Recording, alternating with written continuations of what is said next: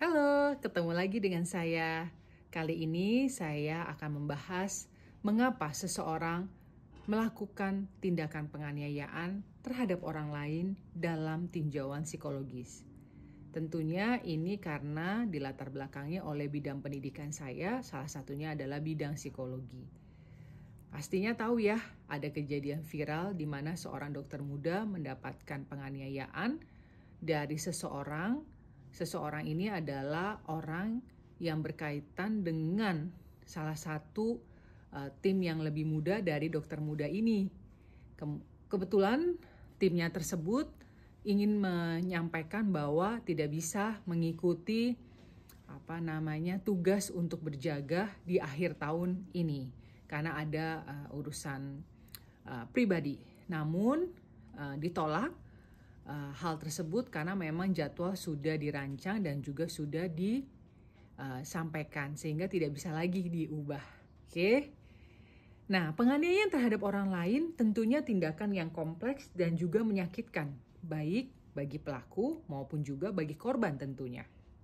Dari perspektif psikologis, memahami seseorang melakukan penganiayaan membutuhkan pemahaman yang mendalam tentang faktor-faktor yang berkontribusi pada perilaku agresif.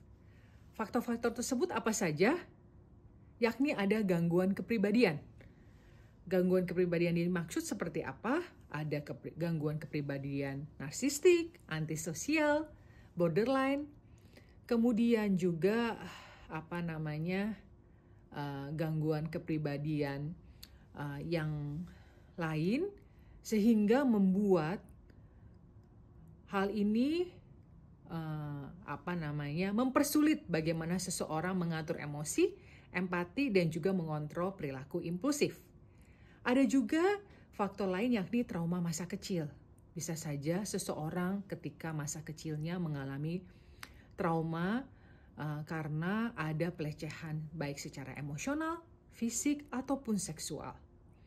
Kemudian ada juga faktor genetik karena ada penelitian yang menunjukkan bahwa faktor genetik dapat memainkan peran, jadi salah satunya peran dalam perilaku agresif. Namun penting dicatat bahwa faktor genetik tidak menentukan perilaku seseorang karena ada faktor lingkungan. Kalau begitu faktor lingkungannya apa sih yang menyebabkan seseorang bisa berperilaku agresif? Seperti faktor kemiskinan, kekerasan dalam rumah tangga, kurangnya dukungan sosial, itu dapat meningkatkan resiko perilaku agresif. Ada juga pengaruh budaya. Budaya dan norma sosial dapat mempengaruhi bagaimana agresi diungkapkan dan diterima. Dalam beberapa budaya, agresi mungkin lebih diterima daripada di budaya lain. Penting untuk memahami bahwa faktor-faktor yang berkontribusi tersebut dapat dipahami sehingga kita tahu bagaimana mengembangkan strategi pencegahan dan intervensi yang lebih efektif. Pencegahan penganiayaan dapat melibatkan berbagai upaya seperti dari bidang pendidikan, bagaimana meningkatkan kesadaran tentang penganiayaan dan faktor-faktor yang berkontribusi padanya.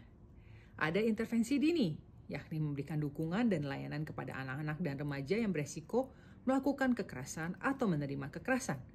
Ada pun juga dukungan sosial, yakni bagaimana membangun komunitas yang mendukung dan inklusif sehingga dapat mengatasi kesulitan dan membangun hubungan individu atau juga individu dan juga dengan suatu komunitas dengan lebih sehat.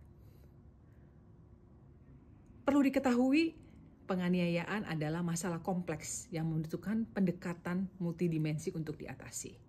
Memahami faktor-faktor psikologis tadi yang sudah disampaikan berkontribusi terhadap perilaku agresif adalah langkah penting dalam mengembangkan strategi pencegahan dan intervensi yang efektif.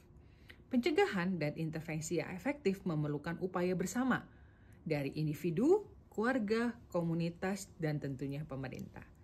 Demikian dari saya, sampai ketemu lagi di sharing saya berikutnya.